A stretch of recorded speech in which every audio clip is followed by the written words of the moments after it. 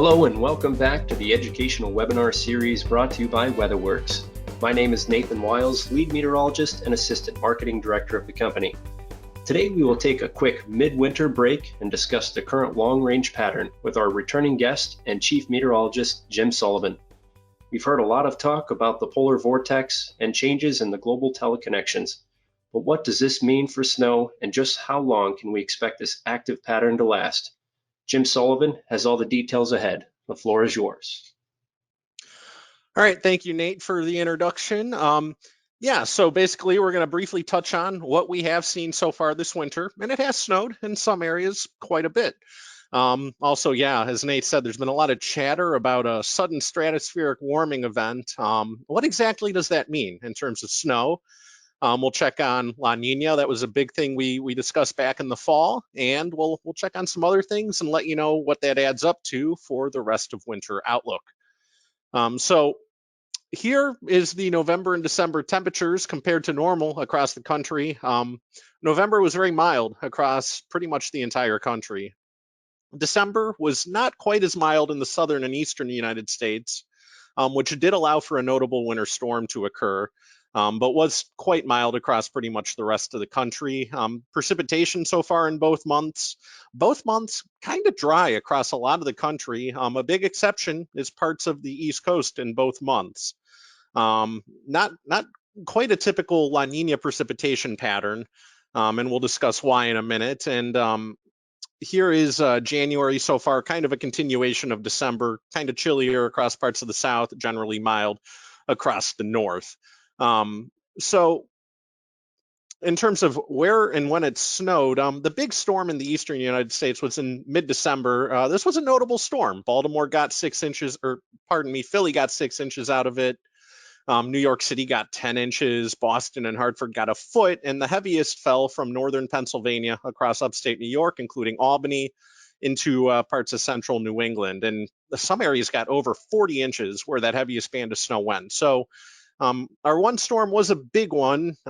Unfortunately for folks along and east of 95, the heaviest fell a little bit farther inland, but some of the big cities did still get on the board. On the right, we have season-to-date snowfall, courtesy of NOAA across the country. This is interpolated, so it may not be perfect for everyone's individual backyard, but shows the general trends quite well. In the Northeast, most of the snow has been across the interior. However, places like DC, Baltimore, Philly, and parts of Lake Central Jersey have already gotten more snow than they did last winter. That's how slow last winter was, and they got most of that snow with that December 16th and 17th storm. Parts of the Ohio Valley are off to a slow start. Places like Indianapolis, Cincinnati are running below normal snowfall so far. Chicago is also running below normal snowfall so far, although they've caught up a little bit over the last few weeks. So kind of looking ahead now, one of the big pattern drivers for this winter that we talked about in the fall was La Niña, and a quick reminder of what La Niña is. That is when the waters are cooler than normal across the tropical Pacific.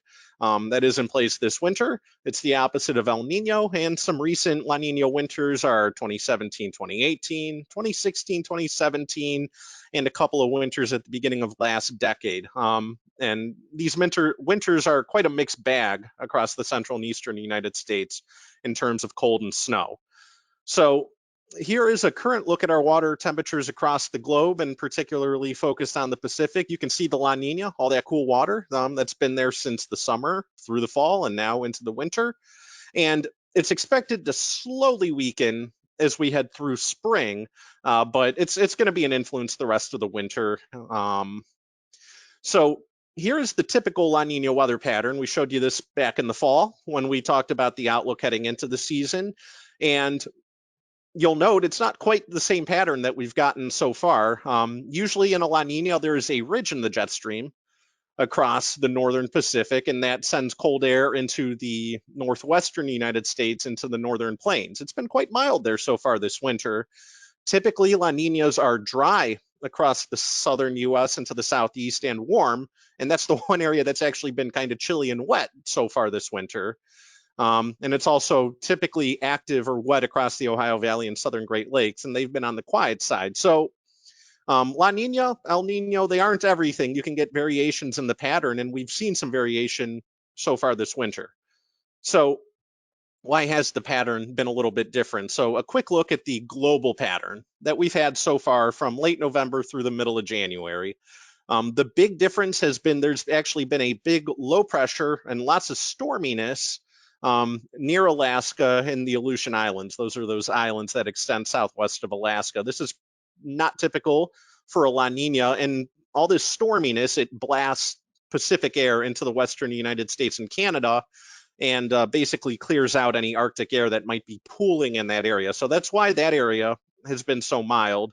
And it's why we haven't had any significant cold snaps in the central or eastern United States yet. It's just we haven't had it to our north to come down and impact us. A couple other things that stand out. There has been a blocking high pressure in the jet stream, all those warm colors over the North Atlantic. And we call it a block because it literally slows down the pattern over the eastern United States and can lead to a cooler, snowier outcome. There's also been a notable blocking high pressure over eastern Asia. So the pattern that we've had so far this winter, mainly because of the very stormy North Pacific, has not been a very cold pattern, but it has contributed to some developments in the stratosphere, which might help us the rest of the winter. I'll get to that shortly. So a couple of notes on why the pattern deviated from a La Nina. A couple things contributed. So on the left is a plot of what the pressure pattern, like high pressure, low pressure, at the surface looked like in late December, early January. And all that red over Asia is high pressure. And when you have high pressure over Eastern Asia, it tends to speed up the Pacific jet stream, which is the opposite of a La Nina. So that's why it was so stormy and why the jet stream was kind of blasting into the West Coast and limiting how much Arctic air we had available to us.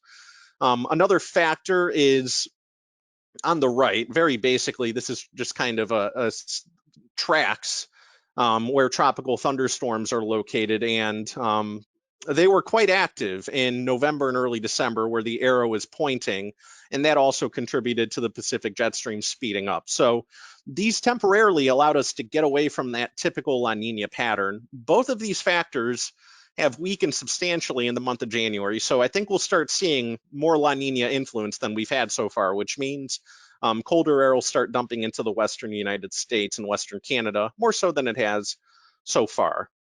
So the stratosphere talk, it has to deal with the polar vortex in the stratosphere breaking down and giving snow lovers some excitement or reason to be maybe excited the rest of winter. So the polar vortex in the stratosphere, it is something that's there every year. Last year, it was quite strong and contributed to a mild winter. So it's there every year, weakens in the spring, redevelops every fall. Typically in a La Nina, there is a stronger polar vortex in the stratosphere. However, this winter is going to turn into an exception. So why does the stratosphere matter? When the polar vortex is strong in the stratosphere, it tends to produce a milder pattern across most of the United States as well as Europe.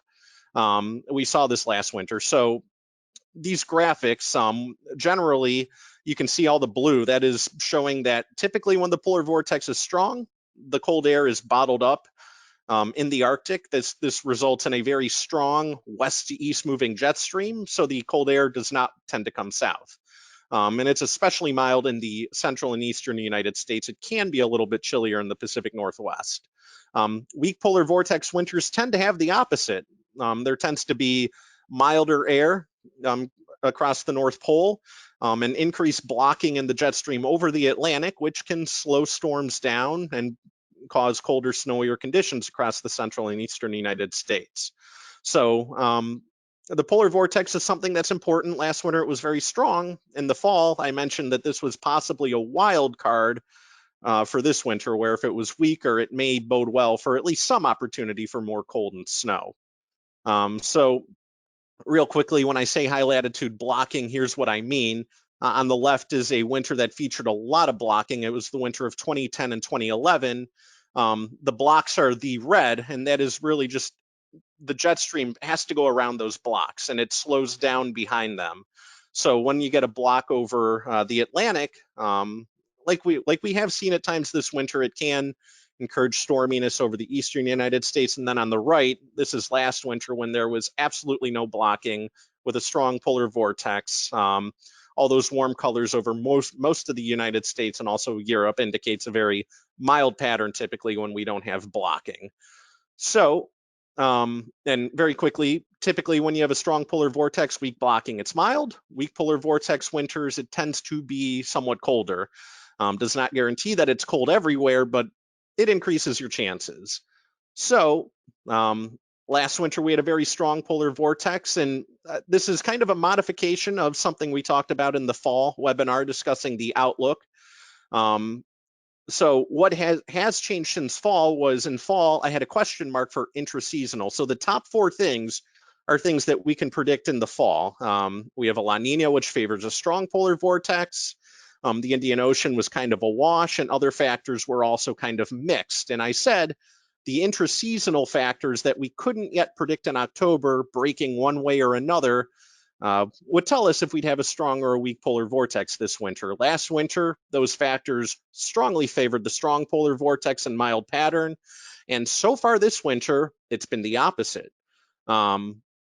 So what does that mean? It means the stratospheric polar vortex is quite a bit weaker. So unfortunately, I couldn't find a true apples to apples graphic to compare last year's strong vortex to this year's weaker vortex. So last year, the polar vortex was very strong, and over the North Pole the entire winter, you can see the strong winds wrapping around it, and it's sitting right over the Arctic Circle, right over the North Pole. This winter, it's a little hard to see, but we actually have a ridge over the Arctic Circle with the polar vortex shoved to the south towards North America and Europe in the stratosphere. And the winds around it are much weaker. It's much more stretched out. This was taken earlier this month. So it's quite different from last year. So the stratosphere, that's the level of the atmosphere above our heads. But in winter, changes in the stratosphere can eventually affect the pattern and the level of the atmosphere we live in, the troposphere. So all else being equal, this weaker polar vortex tends to lead to increased blocking, meaning there can be greater potential for cold shots and snow in the mid-latitudes, which is where we live in the United States, at least the continental United States. It is not a 100% guarantee that if we get a weak or disrupted stratospheric vortex that it works into the troposphere. However, this one appears to be.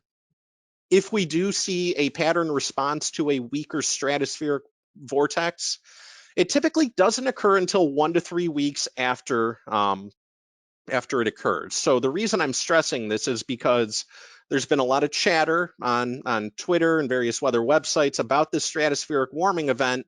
It's been going on since November and December. And I've had some people ask me, like, I've been hearing about this for a while.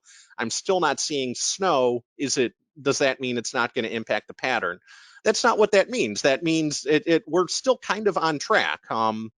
This warming event occurred the first week of January, so 3 weeks after that is next week.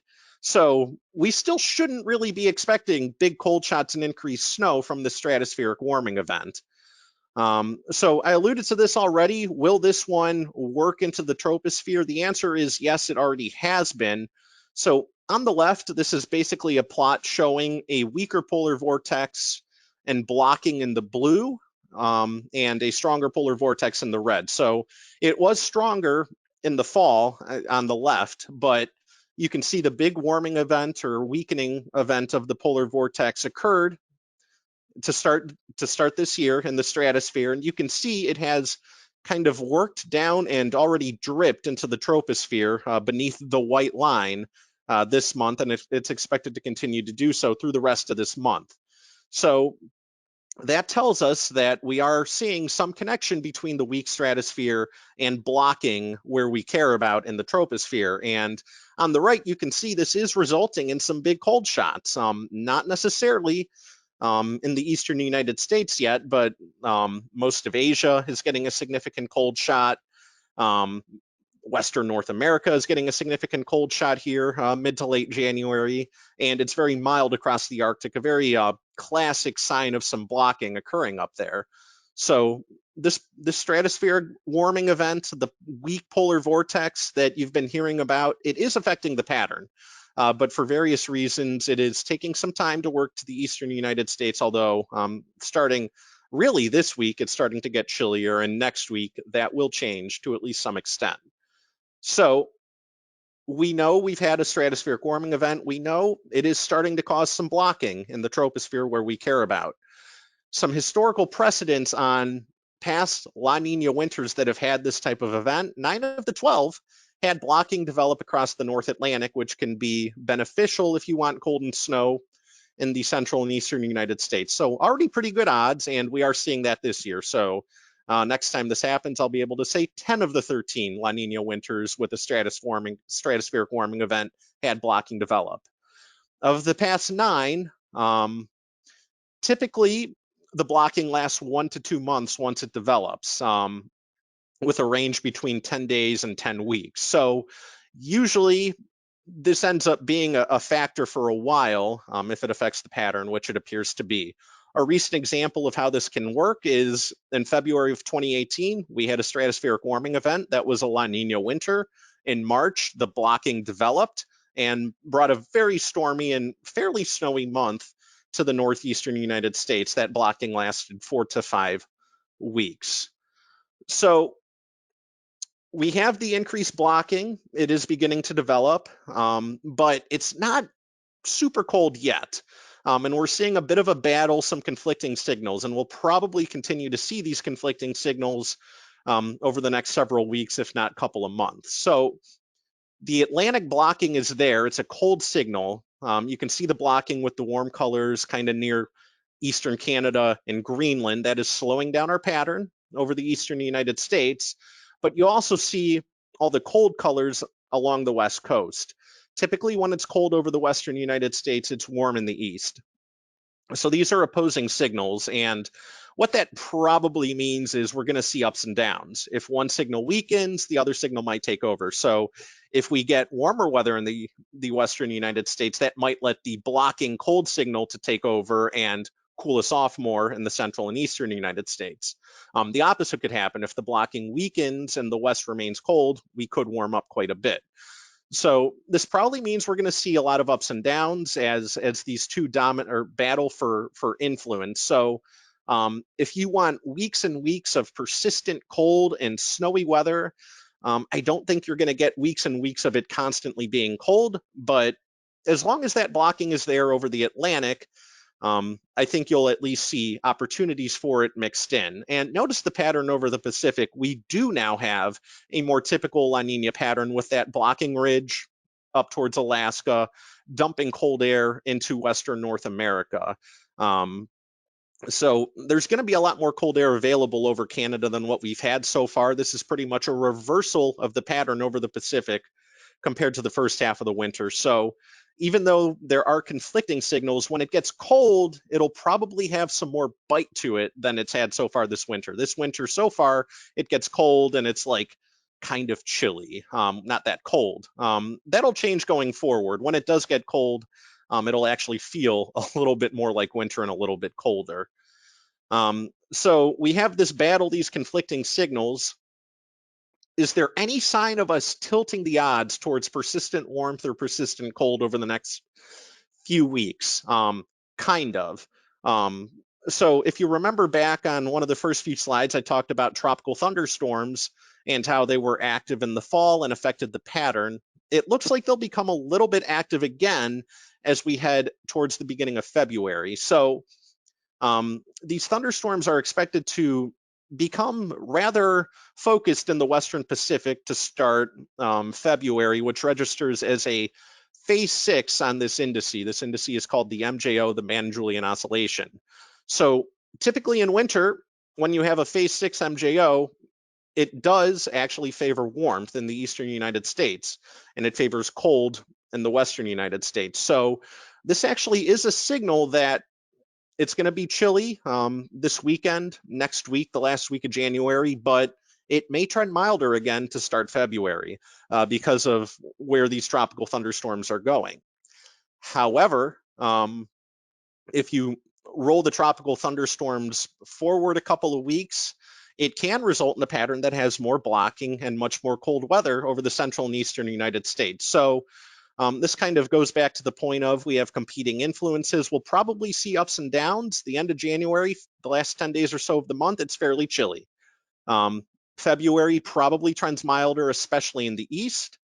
But mid to late February, there might be another cool down where the blocking exerts its influence and results in a colder pattern with more snow farther south.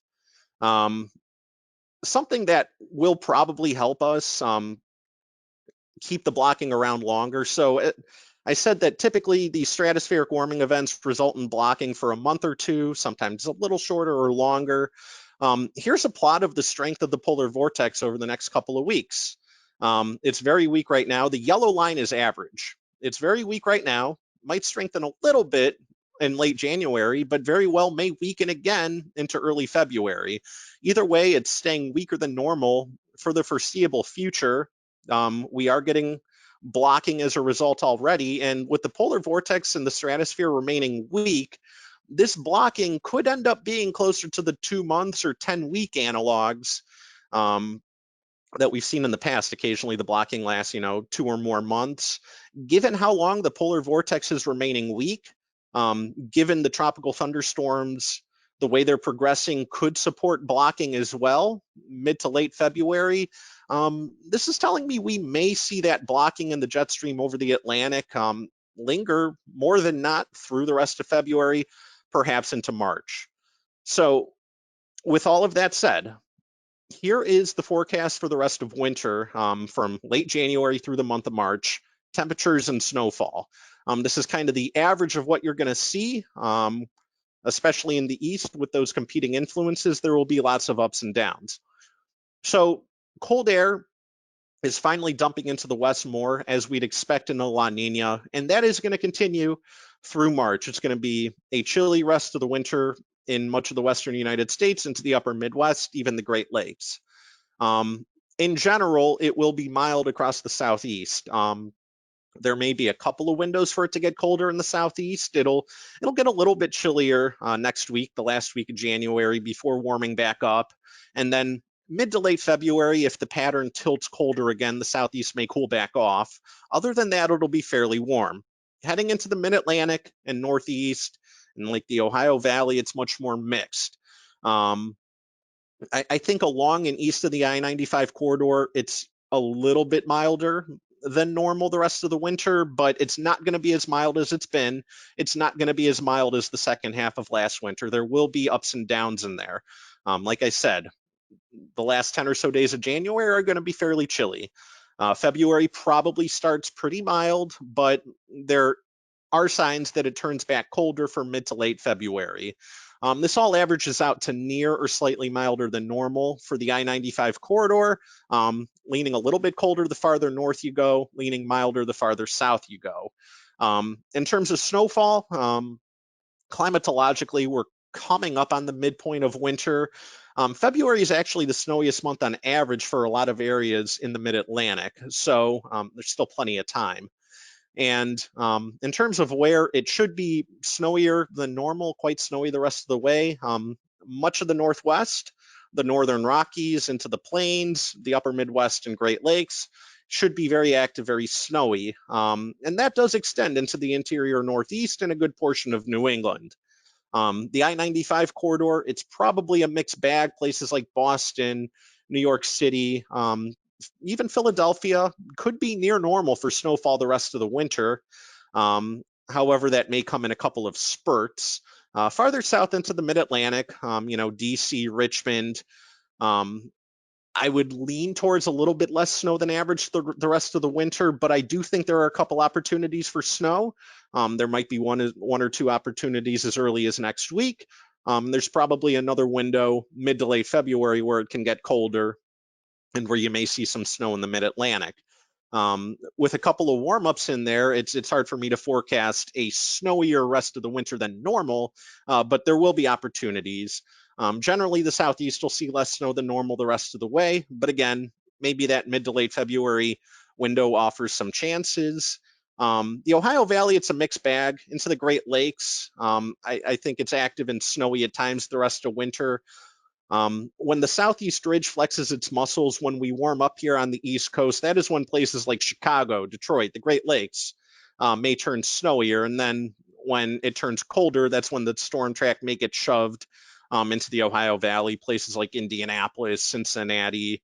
That's when St. Louis, that's when you may have your opportunity for snow, is when we see those colder windows, kind of the end of January, and again, maybe later in February. So that's all we have for now. Our clients can stay informed through the season. We have a product called Winter Risk. It's available for the East Coast and the Midwest, where we discuss storms over the next 2 weeks. We discuss general patterns several weeks, if not months into the future. So information that was kind of provided in this webinar about the rest of the season, we're constantly updating that with this product. So feel free to reach out to us if you'd like more information on that. And otherwise, we're always here for you. If you have additional questions, you're welcome to contact me. Send me an email. If you have a sales question, you can also get a hold of sales. So that's all we have for today. I appreciate you. We appreciate you taking the time to watch. And again, any questions, feel free to reach out.